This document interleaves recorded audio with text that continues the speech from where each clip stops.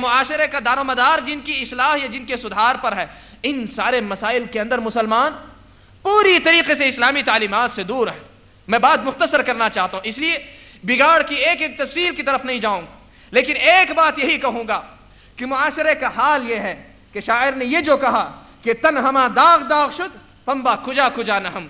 کہ آج انسانیت کا یہ معاشرے کا کہ جس معاشرے کے جسم کا ایک ایک عضو داغدار ہے،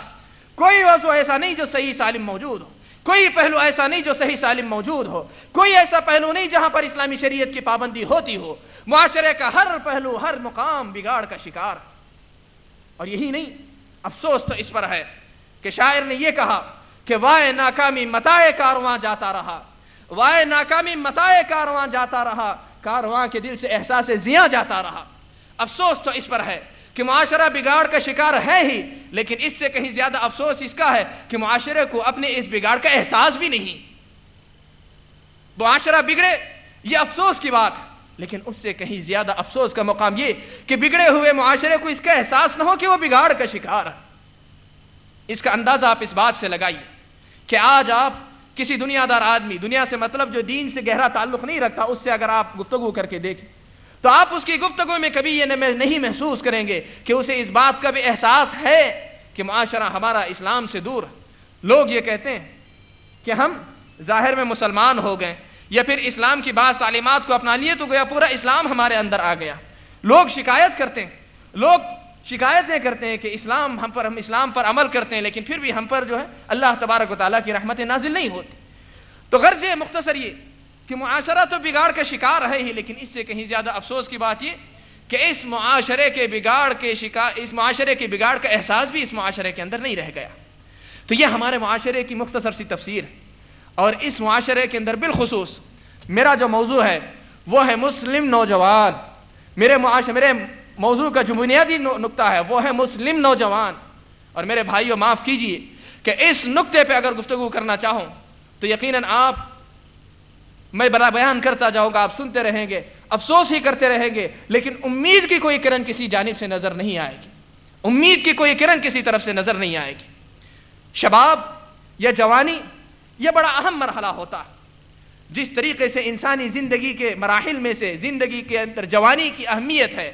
جوانی جس طریقے سے انقلابی واقع ہوتی ہے، انسانی زندگی کی کامیابی اور ناکامی کا دار و مدار جوانی کے حرکات اور جوانی کی مشغولیات پر ہوتا ہے، بالکل اسی طریقے سے کسی بھی معاشرے کے بگاڑ یا کسی بھی معاشرے کے سدھار کا دار و مدار بھی نوجوانوں پر ہوتا ہے۔